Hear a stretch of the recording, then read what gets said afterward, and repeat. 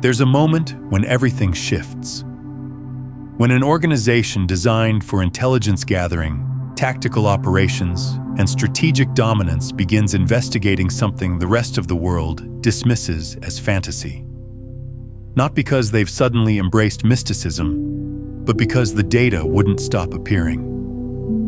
Consciousness leaving the body. Information accessed across distance without technology. Time refusing to behave like the linear prison we've been taught it is.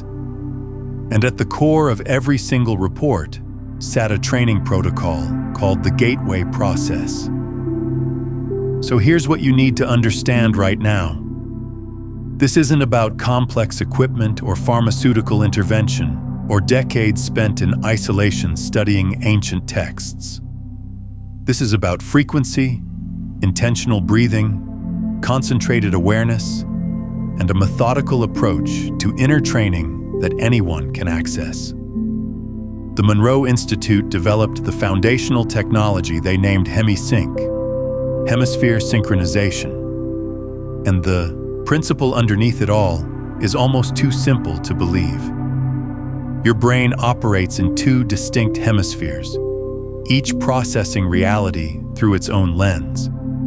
And the vast majority of human beings spend their entire existence with these two halves, functioning slightly out of phase, like two drummers attempting the same rhythm but never quite locking in together. Hemi-sync employs binaural beats, two separate tones delivered independently to each ear, with a slight frequency difference between them. Your brain doesn't process these as two distinct sounds. Instead, it creates a third tone, a phantom frequency born from the mathematical difference between the original two. And then something remarkable occurs. Your brain begins entraining to that phantom beat.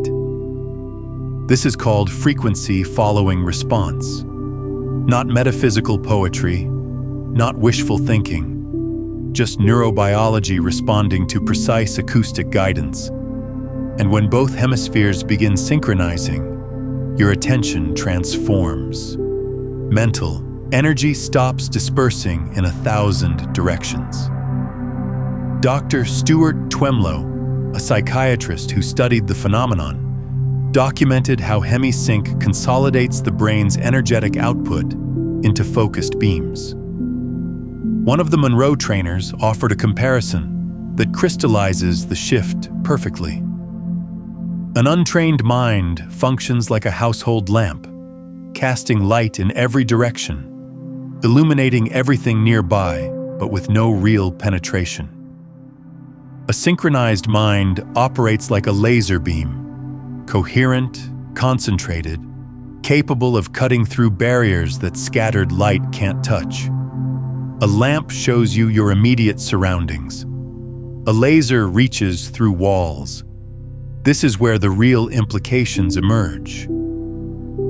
The process wasn't designed simply to create relaxation or mental clarity.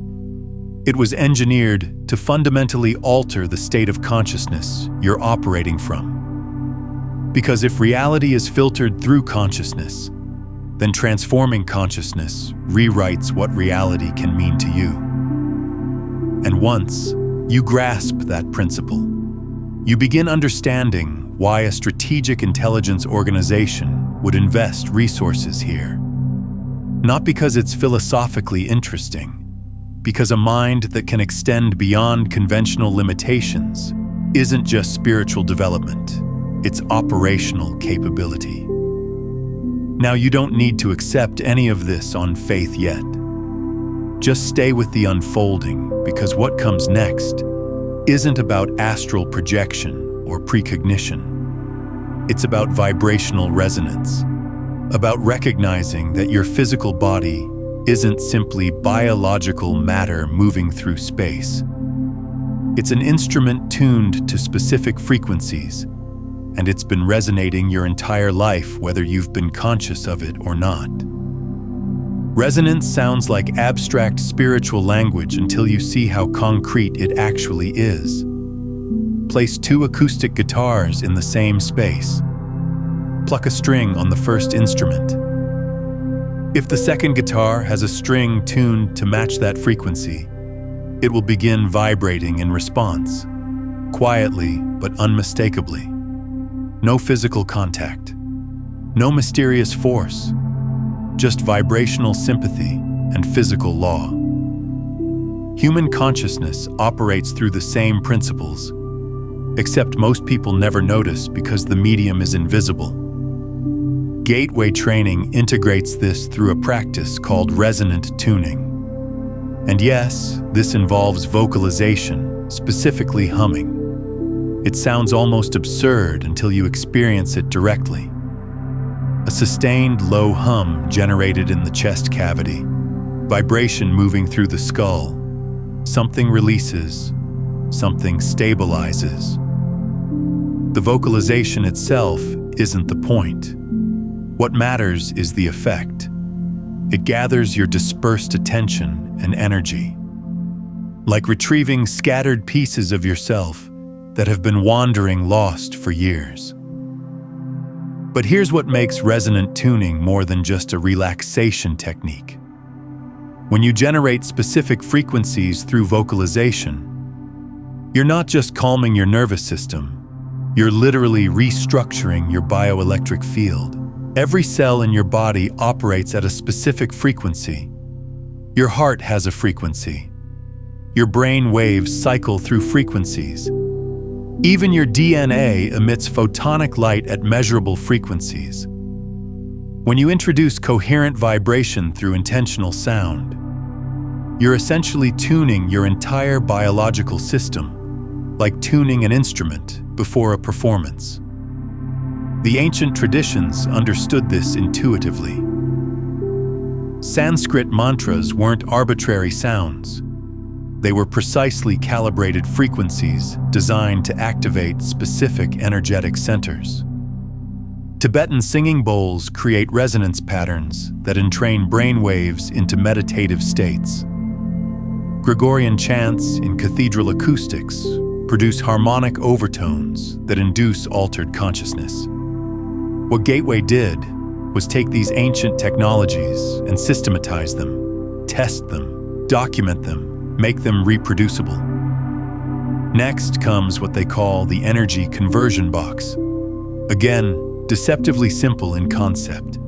You create a mental container and consciously deposit everything that fragments your attention. Unresolved responsibilities, accumulated resentments, repetitive anxiety patterns, the background static that normally occupies your awareness every waking moment.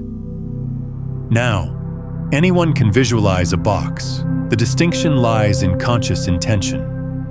Because when you engage this practice with genuine commitment, you're conditioning your psyche to release its addiction to mental turbulence. And this is crucial to understand, because most people don't realize how much energy they're hemorrhaging every moment through unconscious worry, unprocessed emotion, and mental loops that serve no function except maintaining familiar suffering. The energy conversion box isn't about suppression or denial. It's about conscious energy management. You're not pretending problems don't exist. You're choosing to temporarily set them aside so your consciousness can access states that scattered attention makes impossible. Think of it this way.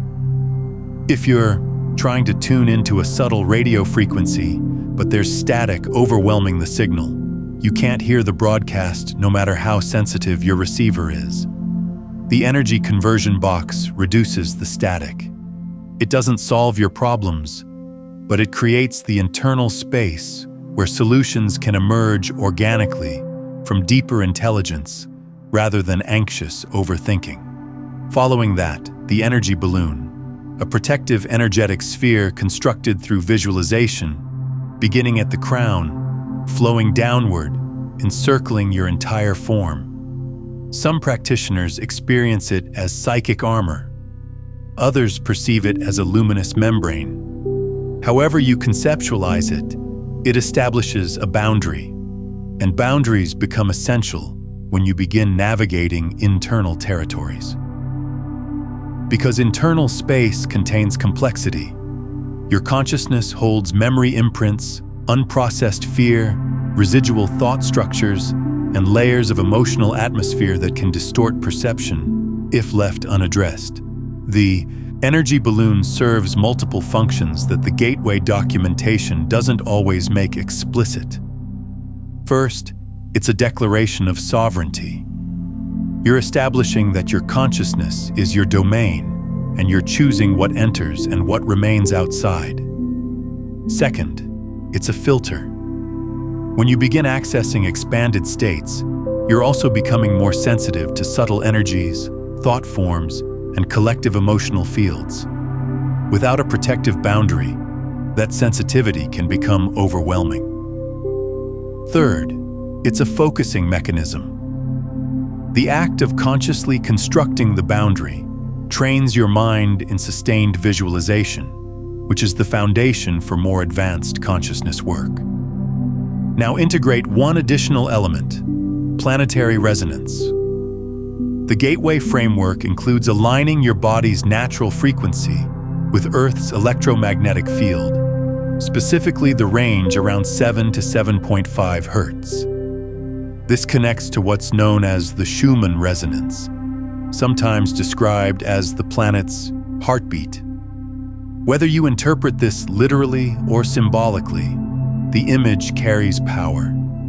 Your nervous system, remembering it, participates in a rhythm larger than individual existence. Like an infant settling into sleep, synchronized with a parent's breath pattern. You don't manufacture the coherence. You allow yourself to drop into it.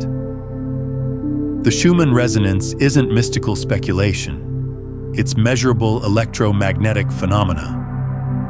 Lightning strikes around the planet create electromagnetic waves that circle Earth, trapped between the planet's surface and the ionosphere. These waves resonate at approximately 7.83 Hertz. And here's what makes this relevant. Your brain produces alpha waves in the 7 to 13 Hertz range during relaxed, meditative states. When you intentionally align your consciousness with Earth's natural frequency, you're synchronizing your personal electromagnetic field with the planetary field. You become, quite literally, tuned to the planet. Indigenous cultures have practiced this for millennia without the scientific terminology. Sitting on bare earth, walking barefoot, lying directly on stone or soil, these aren't quaint nature rituals. They're grounding practices that facilitate bioelectric exchange between your body and Earth's electromagnetic field. Modern life insulates us from this connection. Rubber shoes, concrete buildings, synthetic materials. We've wrapped ourselves in energetic insulation. Gateway training attempts to restore that fundamental connection through conscious intention, even when physical contact isn't possible. And when that coherence establishes itself, when mind and body cease operating in opposition, something becomes accessible. A different quality of awareness, not anxious and thought-dominated, but spacious and still. This is where holographic theory enters the framework, and this isn't New Age decoration. Carl Pribram proposed that the brain might generate experiential reality holographically. David Bohm explored how reality unfolds and enfolds. Like the visible world represents surface patterns emerging from deeper orders, like fabric with intricate weaving hidden beneath what you see. If this exploration is resonating with you, take a moment to like this video and subscribe to the channel so you can continue receiving these consciousness transmissions. Here's a useful way to think about it. Imagine reality as an infinite living library, but you've been navigating it with a narrow beam flashlight that only reveals one sentence at a time. Hemisphere synchronization and resonant frequency alignment are like activating full illumination. Suddenly, you're not limited to individual lines. You perceive entire shelves, complete sections, contextual relationships. And once you begin seeing context, you naturally question: if reality functions holographically, if every fragment contains information about the whole, could consciousness learn to access more than what conventional sensory perception delivers? Excellent. Because that question opens the doorway into focused awareness states where the process stops being comfortable meditation and starts functioning as navigation technology for non-ordinary reality. Gateway doesn't begin with the most extreme experiences. It provides a structured descent through progressive stages. Focus 10 represents the first major threshold, described in a phrase that feels strangely familiar once you access it directly. Mind awake, body asleep. Consider those moments lying in bed, hovering on the edge of sleep. Your body becomes heavy, breath slows naturally, yet your awareness remains clear, observing like sitting in a stationary vehicle with the engine off, still completely aware of the environment beyond. Focus 10 is where most people first experience the disconnect between consciousness and physical sensation. Your body might feel like it's sinking into the mattress or floating slightly above it. Temperature perception might shift. You might lose track of where your hands end and the air begins. These aren't hallucinations. They're direct experiences of consciousness operating with reduced identification with physical form. And for many people, this first taste of disembodied awareness is simultaneously disorienting and profoundly liberating. The training teaches you to stabilize in Focus 10, to remain there with intention rather than drifting into sleep. Because Focus 10 is the foundation for everything that follows. It's like establishing base camp before ascending higher on the mountain. You need to be comfortable operating with mind awake and body asleep before you can safely explore the territories beyond. From Focus 10, the training progresses to Focus 12, expanded awareness.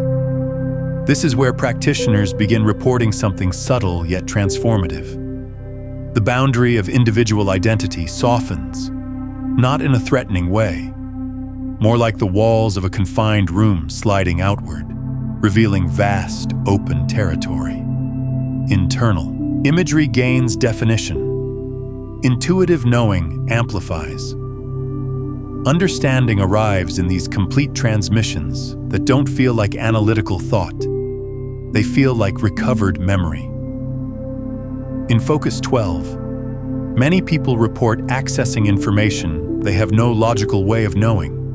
They might receive insights about situations they're not consciously thinking about. They might perceive solutions to problems that have been troubling them for months, except the solutions arrive fully formed rather than assembled through reasoning.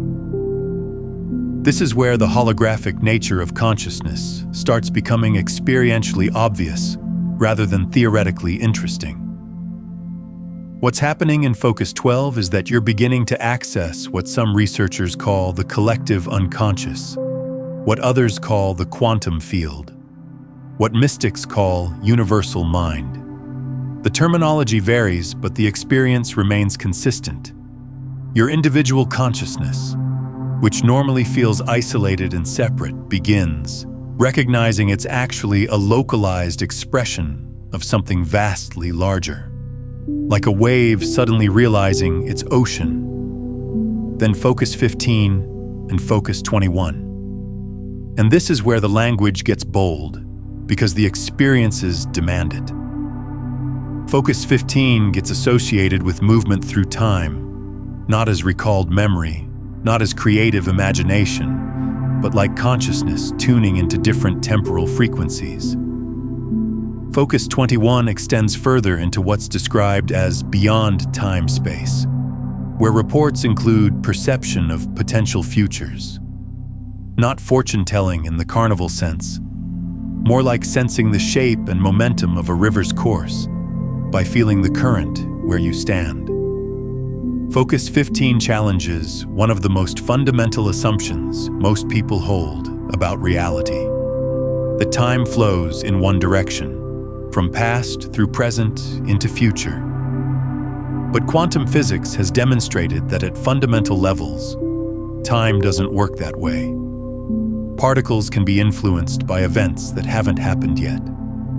Cause and effect become interchangeable at quantum scales. What Focus 15 training suggests is that consciousness, when freed from ordinary space-time constraints, can perceive time more like a landscape that can be surveyed from different vantage points rather than a river you're being swept along by.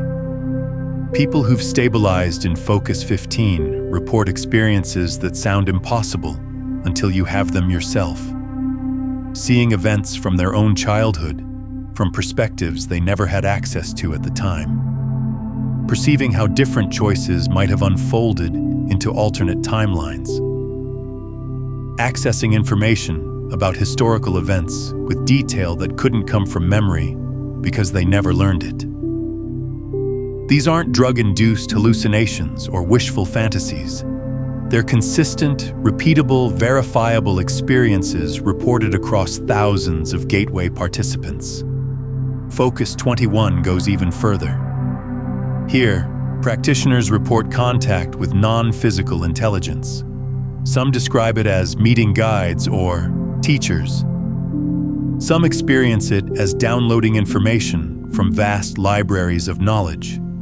Some encounter what appear to be deceased loved ones or ancestors. The Gateway documentation neither confirms nor denies the objective reality of these encounters. What it acknowledges is that people consistently report them, and that the information received often proves accurate in ways that exceed chance. To understand why anyone would approach this through scientific frameworks, the Gateway documentation references physics concepts like Planck distance and the proposition that at extreme vibrational frequencies, energy momentarily exits time-space during the infinitesimal rest intervals between oscillation cycles. That's an unusual sentence, yes, but here's an accessible translation. Think of cinema as a sequence of still frames. Between each frame exists a tiny gap, a flicker your perception doesn't consciously register. Now imagine reality contains something analogous. Microscopic, intervals where conventional physical laws become permeable. If consciousness can achieve synchronization and accelerate into coherence, the theory proposes it might access those gaps the way a surfer rides wave energy. This is where Gateway diverges from both traditional spirituality and conventional science. Traditional spirituality often claims these experiences require special gift or decades of disciplined practice or divine grace. Conventional science dismisses them as subjective delusion with no objective validity. Gateway takes a middle path. These are natural capabilities of consciousness that become accessible through systematic training, and while the experiences are subjectively real, they also appear to interface with objective information fields that exist independently of individual imagination. Then there's quantum entanglement. Two particles interact, then separate across vast distances, yet continue responding to each other instantaneously. No transmission delay, no information travel time. Almost as if they're not truly separate in the way our logic assumes. Thinkers like Itzhak Bentov speculated that this instantaneous communication occurs during those click-out moments beyond the normal boundaries of time-space. Tachyons get referenced too, theoretical particles that move faster than light. Whether tachyons exist isn't the critical point here. What matters is the implication. If anything can operate outside time-space constraints, instant connection stops being mystical fantasy and starts being a property of reality's deeper architecture.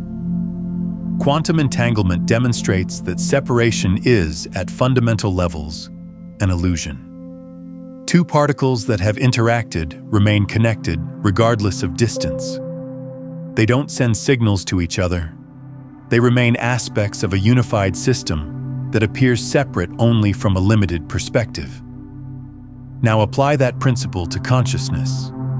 If all consciousness emerged from a unified source, if we're all expressions of universal consciousness that individuated into separate forms, then we remain entangled at depths we don't normally access. Remote viewing, telepathy, collective intuition, these aren't violations of physical law. They're expressions of quantum entanglement operating at the consciousness level.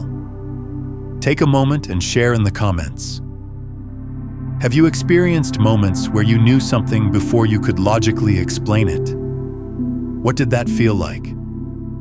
Now ground this back in your direct experience, because this isn't abstract physics theory. This is about what you've already felt in your own existence. Moments when you knew something before rational explanation. Moments when time dilated during crisis or contracted during profound joy. Moments when a dream carried more reality than waking consciousness for a breath.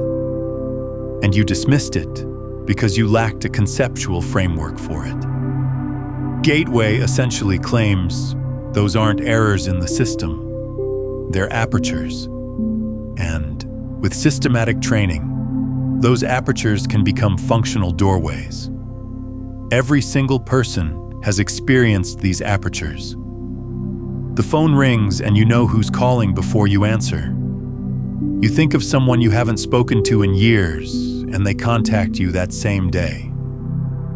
You walk into a location you've never visited, and it feels intensely familiar. You dream of an event that happens weeks later in precise detail.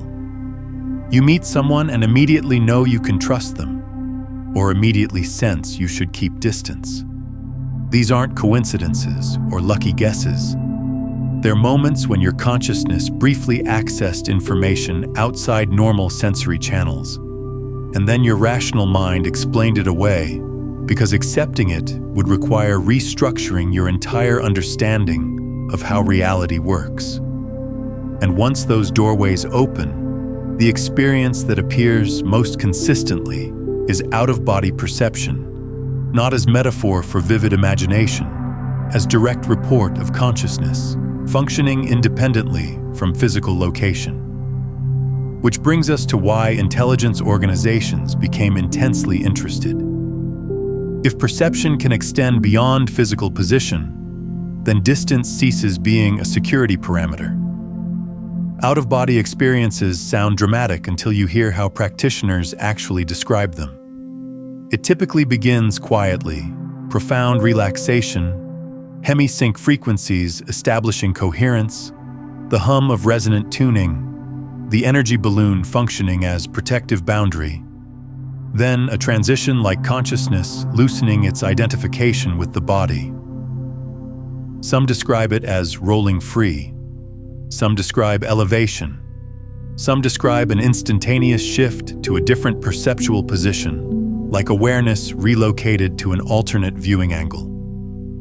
What's fascinating is how mundane most OBE reports actually are, once you strip away the sensationalism. People don't typically report floating through cosmic voids or encountering angels.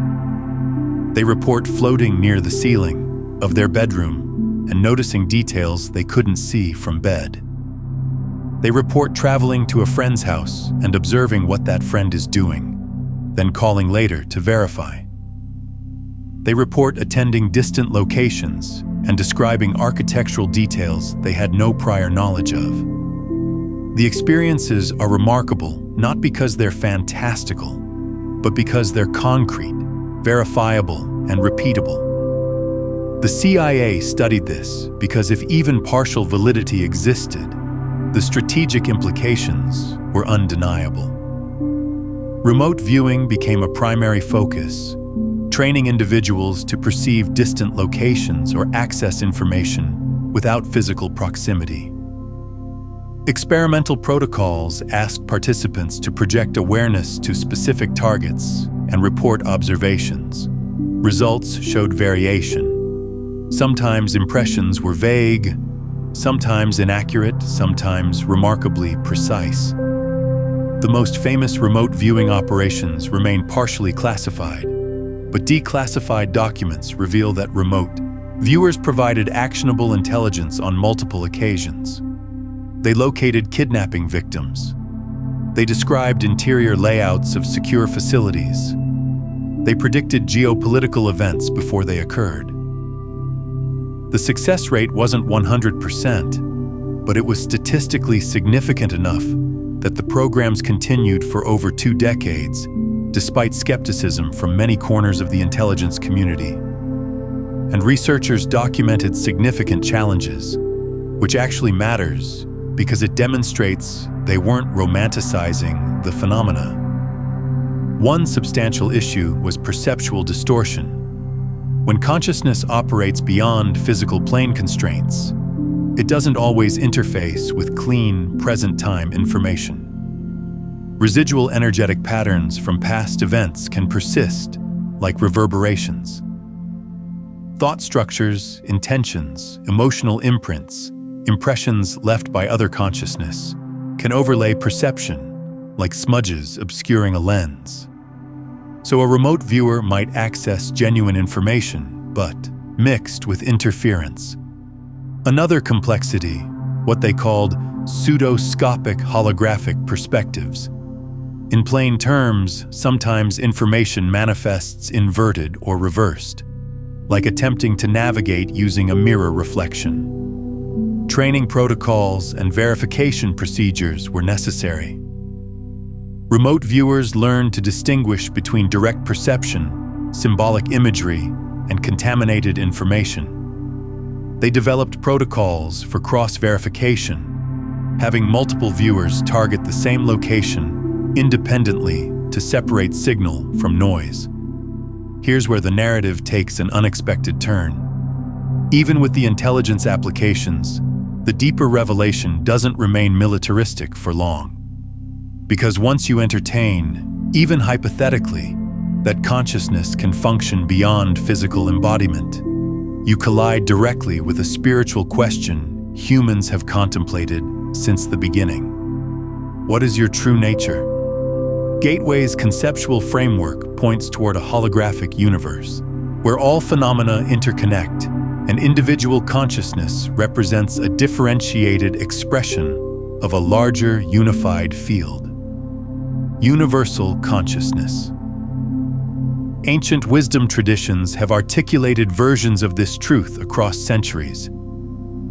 Hindu philosophy describes multiple planes of existence, with physical reality being only the densest manifestation of consciousness, expressing through increasingly subtle dimensions. Tibetan Buddhist teachings explore the bardo, an intermediate state between death and rebirth, where consciousness operates free from physical form. Indra's net portrays reality as an infinite web where each jewel reflects every other jewel endlessly, every part containing information about the whole. Even the cosmic egg appears across diverse cultures, a symbol of creation spiraling simultaneously inward and outward, with all manifestation emerging from and returning to unified source. Judeo-Christian metaphysics can integrate with this framework too when approached, symbolically rather than literally. The Absolute, an infinite timeless state of pure energy, parallels the concept of God as omnipresent and eternal. And the Trinity can be interpreted as representing levels of consciousness. The Father as the Absolute, the unmanifest source from which all creation emerges. The Son as the conscious projection of that energy into manifest form.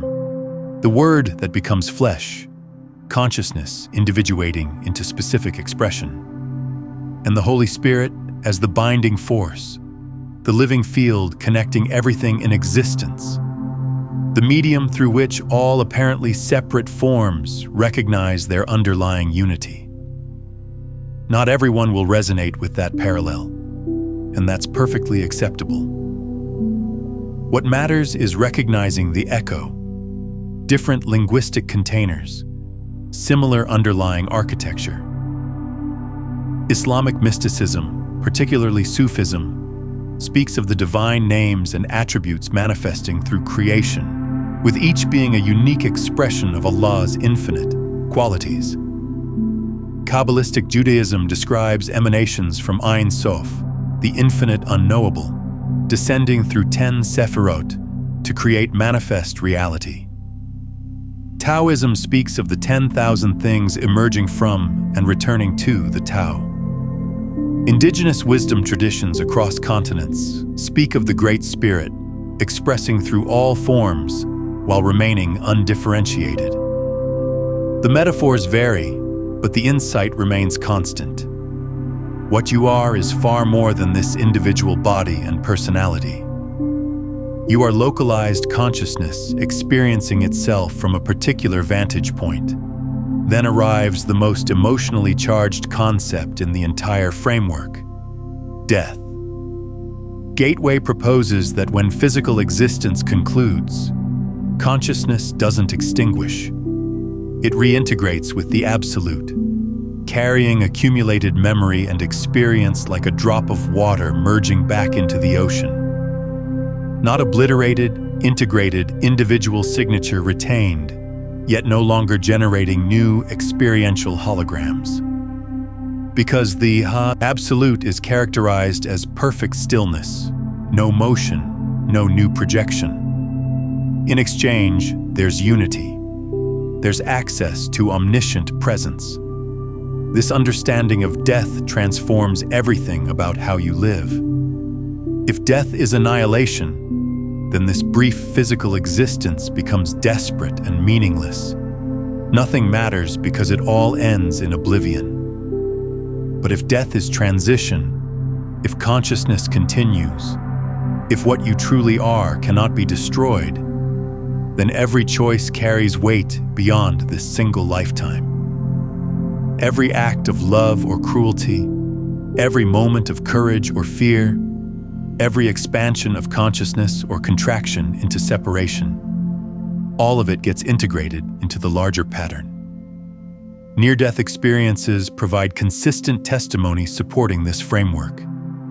People who've been clinically dead and resuscitated report remarkably similar experiences across cultures, religions, and personal belief systems. Consciousness separating from the body, often observing from above. Movement through what's described as a tunnel toward brilliant light. Encounter with deceased loved ones or luminous beings. Life review, where every moment gets re-experienced from all perspectives involved. Overwhelming sense of unconditional love and belonging. And return to physical form feeling fundamentally changed, typically losing fear of death entirely and reorienting life around love and service. Now, what we're exploring here today is the foundation, the gateway framework that reveals what's possible. But if you're feeling the pull to go deeper, to understand the complete architecture of how consciousness actually broadcasts reality into form, I've mapped out the entire system in Beyond the Frequencies, a quantum guide to consciousness mastery. It explores the 9 master frequencies that move you from unconscious transmission to becoming the field itself, the specific practices for breaking free from survival static, and how to shift from seeking manifestation to embodying creation. It's linked in the pinned comment below. So what remains available here and now? Practical application, problem solving through the universal hologram, placing questions into expanded awareness states and allowing solutions to emerge as integrated understanding. Patterning, visualizing desired outcomes in Focus 12 states as already actualized, imprinting intention into the larger consciousness matrix. Contemporary tools reflect these principles. binaural beat technology, meditation applications, biofeedback instruments, accessible entry points, 5 to 10 minutes daily, a quiet environment, stereo headphones, conscious breath, willingness to receive. Take a moment right now and comment below with this exact phrase: I am consciousness operating beyond limitation, not as casual engagement, as energetic declaration, as signal to the field that you're choosing to interrupt the conditioned loop. Let that land for a moment. And something crucial needs direct acknowledgement. Power divorced from ethics degrades rapidly. Gateway's methodologies weren't designed for manipulation or harm, even though institutions explored tactical advantages. Employing consciousness work to control others, violate privacy, or circumvent psychological boundaries isn't advanced development. It's immature misuse. Honor the territory. Honor your consciousness. Honor other beings' sovereignty. The shadow side of consciousness expansion needs honest acknowledgement. When you begin accessing expanded states, when you start developing capabilities that most people consider impossible, the temptation toward ego inflation becomes real. Suddenly, you're perceiving things others can't, accessing information through non-ordinary means, influencing reality through focused intention. It becomes dangerously easy to conclude you're special, chosen, superior. This is where spiritual practice becomes spiritual ego, where expanded consciousness paradoxically contracts into isolation and superiority. The antidote is remembering that these capabilities aren't personal achievements that make you better than others. They're natural human capacities that you're simply training intentionally. Every human being has the same fundamental potential. Some have activated it through systematic practice, others haven't yet, but the potential remains universal. Your responsibility when you develop these capabilities is service, not domination. Teaching, not controlling. Empowering others, not accumulating power over them. Because the core of this entire narrative isn't surveillance, it's identity. You've been existing within a narrow definition of reality because that's the inheritance most receive. Gateway quietly demonstrates you don't have to continue that pattern. So when someone claims the CIA revealed how reality actually functions, it's easy to imagine classified documents and hidden technology and cinematic conspiracy. That's not the real revelation. The real revelation is simpler and far more personal. Reality might be vastly less solid than appearances suggest, and your consciousness might be exponentially more powerful than you were conditioned to accept. A synchronized mind achieves coherence. A coherent mind begins resonating with deeper frequencies. And once those deeper frequencies become perceptible, time and space stop functioning as constraining walls. Because if this exploration is touching something within you, if these concepts are activating recognition rather than simply conveying information, then I invite you to subscribe not just to this channel, but to this frequency, this space where consciousness meets science, where ancient wisdom validates through modern understanding. This isn't content consumption. This is joining a community committed to expanded awareness and embodied transformation. Now here's the practical integration. Because this isn't designed to be fascinating content you forget by tomorrow. Take one concrete step, just one. Practice intentional stillness. Access a binaural frequency track with stereo headphones and feel your body establishing rhythm. Employ an energy conversion box to set down mental fragmentation, like placing a heavy burden on the ground. Construct a simple protective boundary through visualization. Then observe what transforms not in dramatic explosions, but in subtle recalibrations.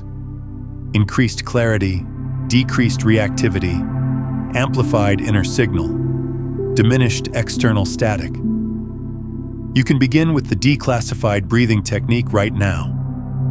Sit comfortably, spine naturally aligned. Breathe in deeply for a count of 4, feeling your lungs completely fill.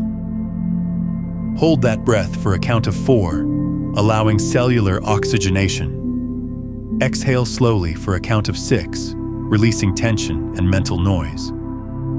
Hold the emptiness for a count of 2. This is 4-4-6-2 rhythmic breathing. Repeat this cycle 7 times. As you breathe, visualize energy moving up your spine with each inhale, cascading down through your crown with each exhale, creating a circulating loop. This simple practice begins establishing the coherence that Gateway builds upon. When you combine this breathing pattern with binaural frequencies, something shifts at a fundamental level. Your brainwave patterns begin synchronizing. Your autonomic nervous system settles into parasympathetic dominance. Your consciousness starts accessing states that are normally only available at the edge of sleep, except now you're fully aware, fully present, fully operational. And here's what the declassified documents don't emphasize enough. This isn't just about achieving altered states for their own sake. It's about discovering that consciousness itself is your primary technology. Every tool, every external device, every technique is simply helping you remember what you already possess. You are the instrument. You've always been the instrument. The Gateway process essentially provides training wheels for consciousness capabilities that are inherent to your nature. Like learning to ride a bicycle, eventually you internalize the balance, the coordination, the flow, and the training wheels become unnecessary. But having a structured approach, having documentation from researchers who've mapped the territory, having a community of practitioners who've walked this path, that accelerates the learning curve dramatically. So the CIA didn't really reveal a secret. They documented a truth that mystics, yogis, shamans, and spiritual practitioners have been demonstrating for millennia. What makes the Gateway documents significant is the framework, the systematic approach, the bridge between scientific language and spiritual experience. It removes the mystique without removing the mystery. It provides methodology without reducing magic to mechanism. And the most profound implication: you're not separate from reality, observing it from outside. Your reality experiencing itself from a particular vantage point. When you shift your consciousness, you're not changing your perception of reality. You're changing reality itself because you are an inseparable aspect of it. That's not philosophy. That's physics when you trace it deep enough. The holographic principle suggests information about the whole is encoded in every part, which means the entire universe is accessible through your consciousness right now. Not metaphorically accessible, actually accessible. The only limitation is coherence, focus, training, practice, and that's what makes this so simultaneously humbling and empowering. You're not lacking anything. You're simply operating with a fraction of your actual capacity because nobody taught you these principles.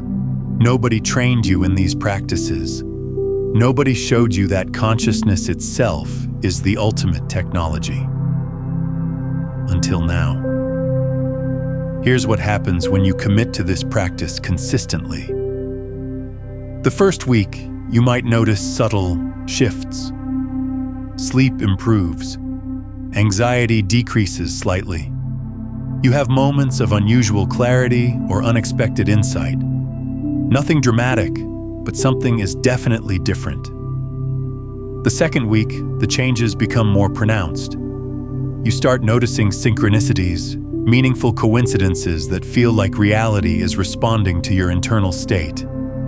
You have dreams that feel more vivid, more significant, sometimes even precognitive. Your intuition sharpens. By the 3rd and 4th weeks, if you're practicing daily, the transformation becomes undeniable. You find yourself accessing information you have no logical way of knowing. You sense what people are feeling before they speak. You notice that when you hold a clear intention, circumstances align in ways that seem impossible. Your energy levels increase. Your mental clarity reaches levels you haven't experienced since childhood, maybe never. After 3 months of consistent practice, you're operating from a fundamentally different state of consciousness. Problems that seemed insurmountable now have obvious solutions. Relationships transform because you're no longer reacting unconsciously. You're responding from centered awareness. Work becomes more effortless because you're accessing flow states at will. And the fear that used to dominate so much of your decision-making begins dissolving because you've directly experienced that you are consciousness, not just a body, and consciousness cannot be destroyed. But here's the part that nobody tells you up front. This path isn't always comfortable. When you start expanding consciousness, you also start becoming aware of all the ways you've been unconsciously contracted. All the limiting beliefs you've been carrying, all the unprocessed trauma you've been avoiding, all the patterns you've been running that keep you small and safe and stuck. Expanded consciousness doesn't bypass this material, it illuminates it. And that illumination can be uncomfortable, sometimes painful, occasionally overwhelming. This is why the protective boundaries matter, why the energy balloon isn't optional, why you need to approach this work with respect and preparation. You're not just learning interesting techniques. You're fundamentally restructuring your relationship with reality. That process requires care, patience, support, and wisdom. The Gateway training emphasizes working with a facilitator or guide, at least initially, for exactly this reason. When you start accessing non-ordinary states, having someone experienced to help you integrate what you're experiencing becomes invaluable. They can help you distinguish between genuine insight and ego projection. They can support you when you encounter difficult material. They can confirm that what you're experiencing is normal for this path, that you're not losing your mind, that what feels like dissolution is actually expansion. Community becomes essential for another reason too. When you start operating from expanded consciousness, you quickly realize that most of the world isn't.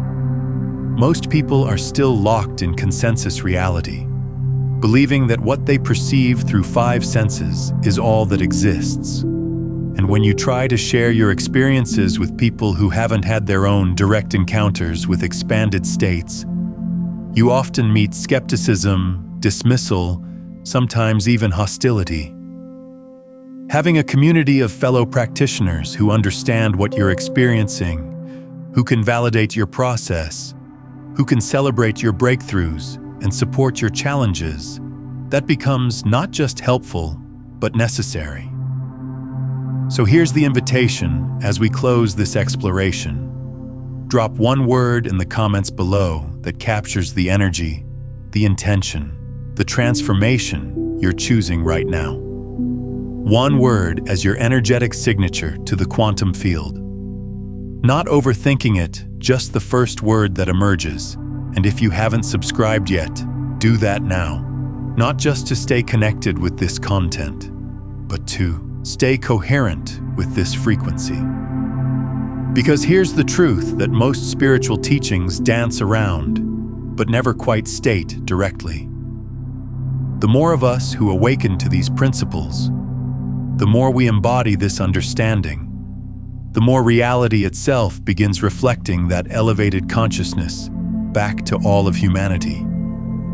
You're not just transforming yourself, you're participating in collective evolution. This is consciousness work. This is reality engineering. This is you finally taking seriously the most sophisticated technology you've ever possessed, your own awareness. If an intelligence organization invested resources studying this seriously enough to produce detailed documentation, the bare minimum you owe yourself is taking your consciousness seriously enough to explore it directly. Not for tactical advantage, not for ego inflation, for truth, for liberation, for the quiet recognition that transforms everything. You're not just existing in reality, you're generating it moment by moment through the frequency you're broadcasting. Change the frequency, change the reality. That simple, that profound. The gateway process isn't the end point. It's the beginning. It's the systematic training that shows you what's possible, that gives you the tools and techniques, that provides the framework and methodology. But where you take it from there, how you apply it, what you create with it, that's entirely up to you. Some people will use these practices to heal themselves and others. Some will use them to access creative inspiration for art, music, writing, innovation. Some will use them to develop intuitive capabilities for guidance and decision-making. Some will use them to explore the fundamental nature of consciousness and reality. Some will use them to connect with spiritual dimensions and non-physical intelligence. There's no single correct application. The capabilities are neutral. The ethics come from you.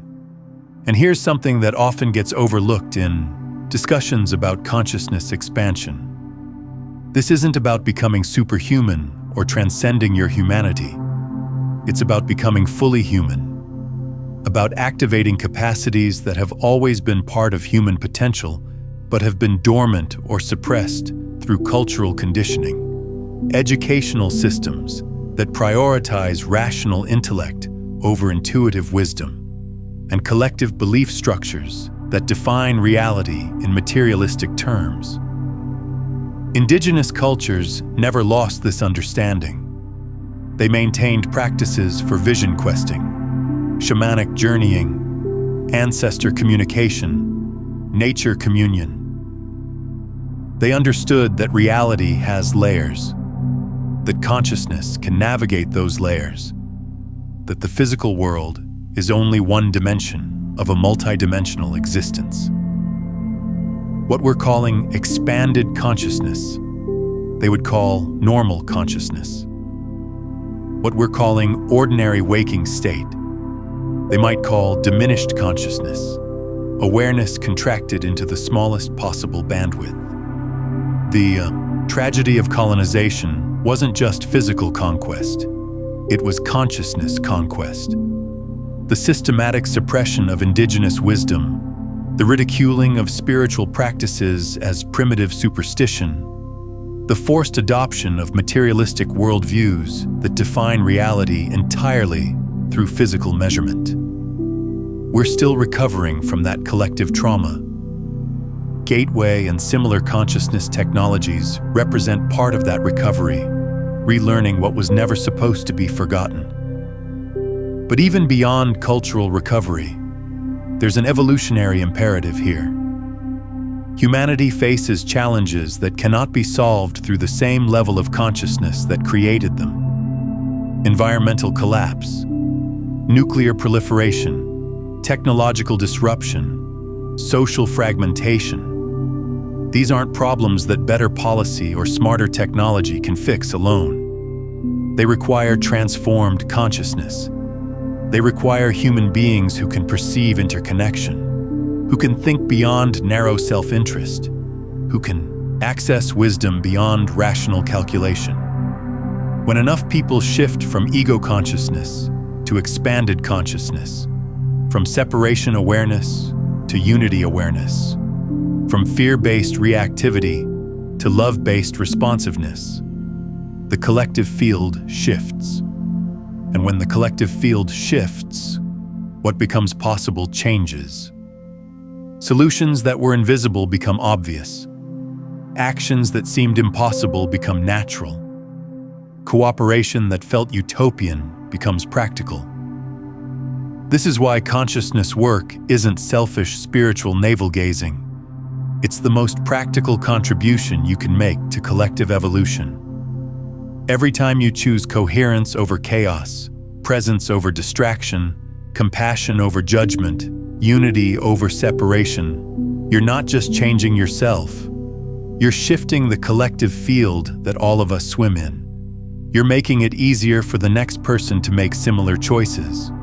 You're participating in morphic resonance, the phenomenon where behaviors and patterns become easier to establish as more individuals adopt them. Rupert Sheldrake documented this in Biological Systems.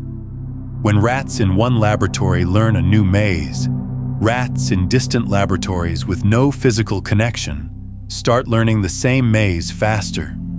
When crystals form for the first time, they form slowly and unpredictably. But once they've formed once, they begin forming more easily everywhere, even in laboratories that have never worked with those crystals before. The pattern, once established, becomes part of the field. Learning, once achieved, becomes accessible to the whole system. Apply that principle to consciousness.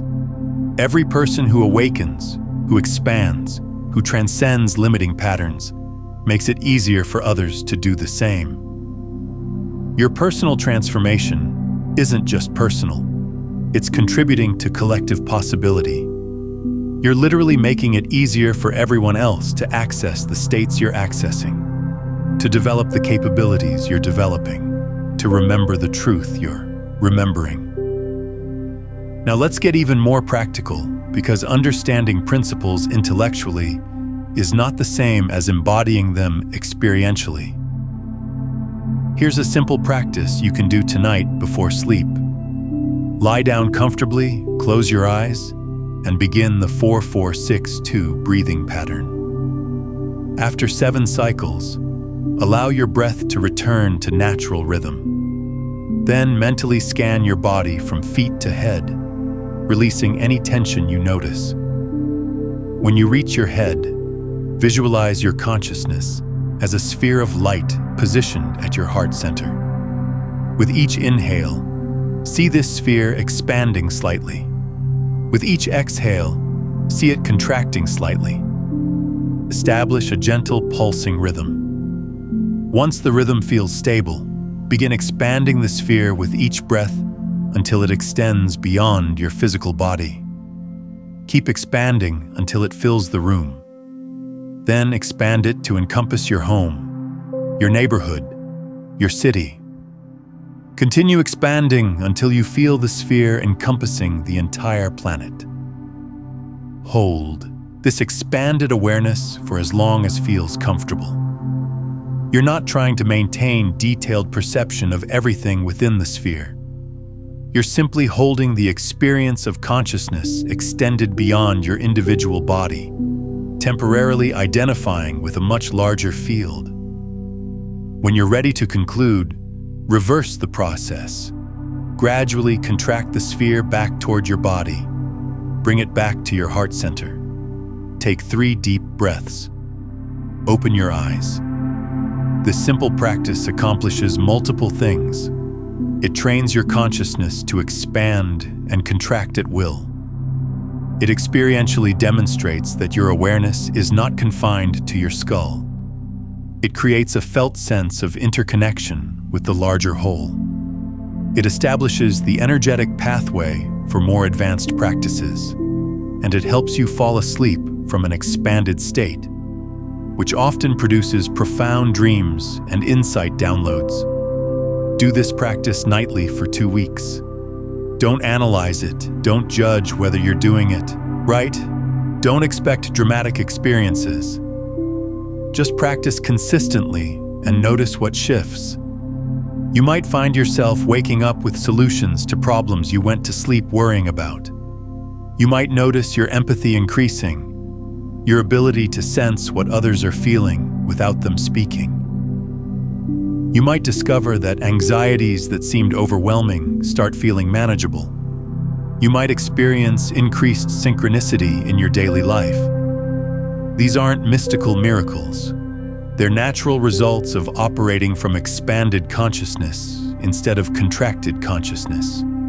When you're identified with a small, separate, vulnerable self, the world feels threatening and you respond defensively. When you're identified with consciousness itself, temporarily expressing through this particular form, but not limited to it, the world feels like home and you respond openly. The gateway process understood this deeply. The entire training arc is designed to progressively disidentify you from the limited self-concept you've been conditioned to believe you are, and re-identify you with the consciousness that you actually are. Not destroying the personality, not bypassing the individual, but contextualizing both within the larger truth of what you fundamentally are. Think of it like this. You are an actor who's become so immersed in a role that you've forgotten you're acting. The gateway process is the director calling cut, reminding you that you're not the character, you're the actor. The character is real, the role matters, the performance is important. But you are the one performing it, not the one being performed. And remembering that distinction changes everything. When you remember you're the actor, you can perform the role with much more skill, much more creativity, much more enjoyment. You can take risks because you know that even if the character fails, you don't fail. You can love deeply because you know that even if the character experiences loss, you remain whole. You can serve authentically because you're not using the character to acquire something you think you lack. You're expressing what you already are through the character. This is the ultimate purpose of all consciousness work.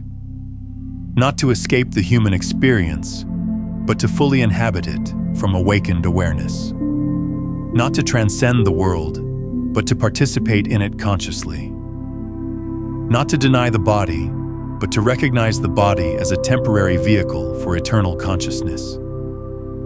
Not to suppress emotion, but to feel everything fully while knowing you are the awareness in which all emotions appear and dissolve. And here's the beautiful paradox. When you stop clinging to the limited self flourishes. When you stop trying to protect and defend the ego, the personality relaxes into authenticity. When you stop identifying with the content of consciousness and start identifying as consciousness itself, the content becomes richer, more vivid, more meaningful. You don't lose anything through awakening. You gain everything by recognizing what you've always had but couldn't see while you were looking through contracted awareness. The gateway documentation includes testimonials from thousands of participants over decades. The consistent pattern is that people don't report losing interest in their lives. They report becoming more engaged, more present, more alive. Relationships improve because they're no longer seeking completion through another person. They're sharing wholeness with another expression of the same consciousness. Work becomes more fulfilling because they're no longer trying to prove their worth. They're expressing their nature. Challenges become less overwhelming because they're no longer threatening a fragile self-concept. They're opportunities for consciousness to experience contrast and growth.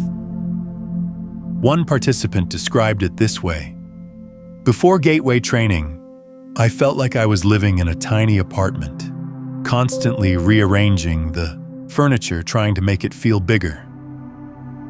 After gateway, I realized the apartment had a door I'd never noticed, and the door opened onto infinite space. I still live in the apartment.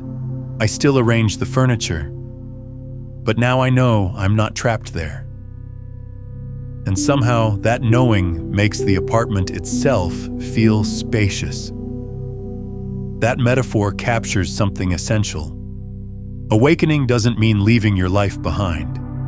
It means recognizing your life as a temporary expression of something eternal, a finite manifestation of the infinite, a specific form through which the formless experiences itself. And that recognition transforms the experience of being human without removing a single element of human experience. Now, we need to address the elephant in the room. You might be thinking, if this is all true, if consciousness is this powerful, if these capabilities are this accessible, why isn't everyone doing this? Why does the world still look like this? Why is there still so much suffering? Conflict and limitation? Valid questions. Multiple answers. First, most people don't know this is possible. The dominant cultural narrative tells you that consciousness is an epiphenomenon of brain activity, that when the brain dies, consciousness ends, that your awareness is trapped inside your skull, that reality exists independently of observation. If you accept that narrative, you have no reason to explore consciousness systematically.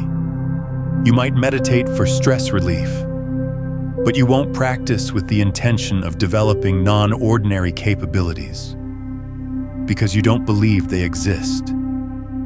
Second, even people who intellectually accept that consciousness might be more expansive than conventional science claims often don't commit to actual practice. Knowing about something and practicing something are completely different. You can read 1,000 books about swimming, but until you get in the water and actually swim, you haven't learned anything functional. Same with consciousness work. Understanding the theory intellectually does nothing unless you engage the practices experientially. Third, the process requires dedication. The gateway training isn't complicated, but it requires consistency. Daily practice, sustained attention, willingness to sit with uncomfortable experiences, patience through plateaus.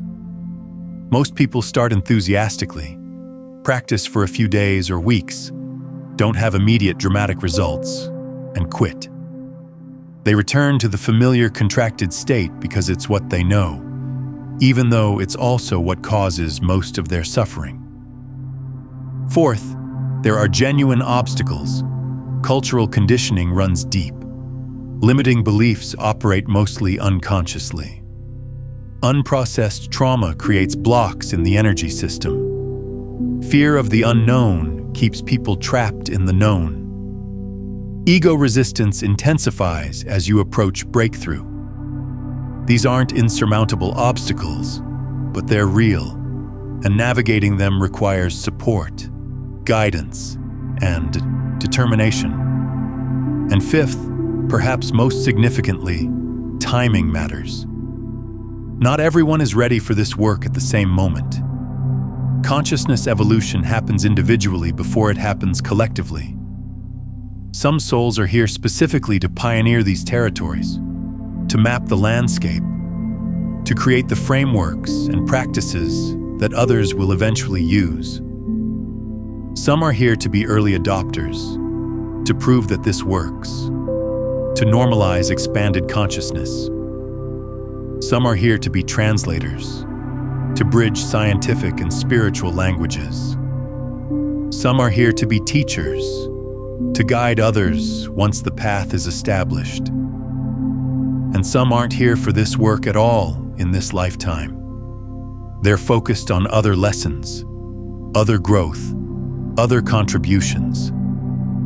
There's no hierarchy in that. No one is better or worse based on where they are in consciousness development.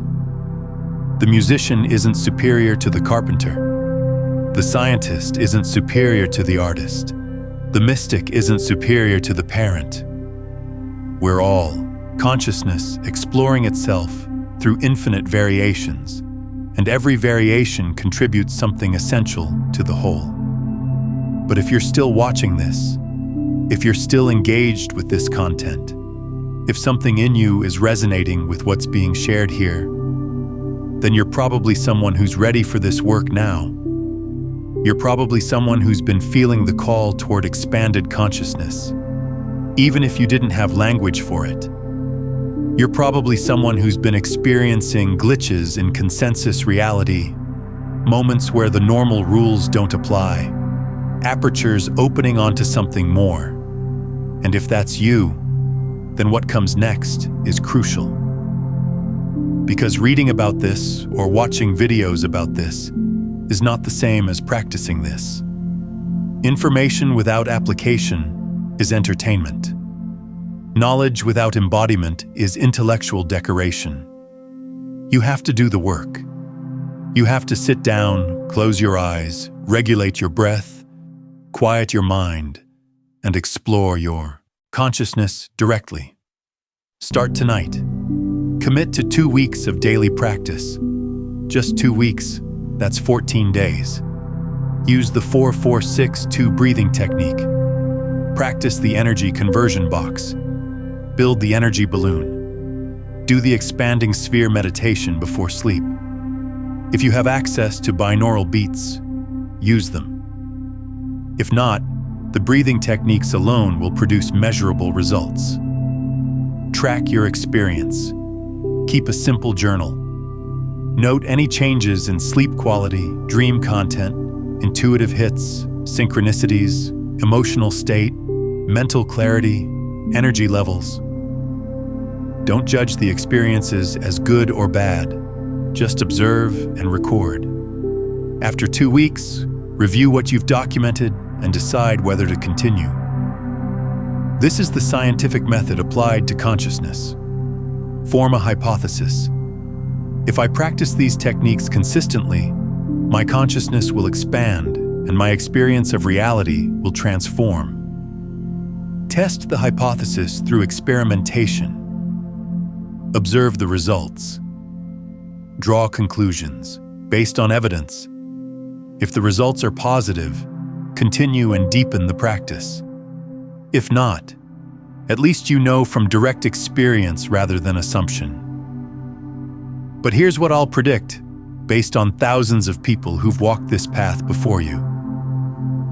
If you practice genuinely for 2 weeks, you won't want to stop. Because you'll have tasted something that consensus reality never offered you. You'll have touched a dimension of being that feels more real than ordinary waking consciousness. You'll have recognized yourself as something far more vast than the small self you've been defending and protecting. And once you taste that, once you know that directly, you can't unknow it. You can choose to ignore it. You can get distracted back into contracted consciousness. You can fall asleep again. But you'll always know there's a doorway. And eventually, you'll walk through it again and again. Until expanded consciousness becomes your default state rather than an occasional experience. Consider watching this video again tomorrow morning to anchor these frequencies into your consciousness before your day begins. And if someone in your life is ready for this understanding, share this with them. That act of sharing creates an energetic ripple, reinforcing your own embodiment of these principles while expanding collective awareness. You're not just passing along information, you're participating in the acceleration of consciousness evolution itself. This is the path. This is the work. This is what the CIA accidentally documented while looking for strategic advantages. They thought they were developing intelligence-gathering capabilities. What they actually discovered was a systematic technology for consciousness awakening that anyone can practice, that produces repeatable results, that transforms not just individuals, but potentially entire civilizations. Welcome to the practice. Welcome to the community. Welcome to the recognition of what you've always been but forgot. You are consciousness itself, temporarily identified with form, playing the game of forgetting so you can experience the joy of remembering. And now, you're beginning to remember. Once you understand that your consciousness operating through form rather than form-containing consciousness, the next natural question emerges. What happens when you stop seeking external validation and recognize you're the projector creating the reality you've been experiencing? Because when you finally realize you're the projector and not the image, everything changes. The video on screen explores exactly how this shift in identity transforms what becomes possible, revealing why you've been giving your power to the projection instead of recognizing yourself as the source. Watch it now.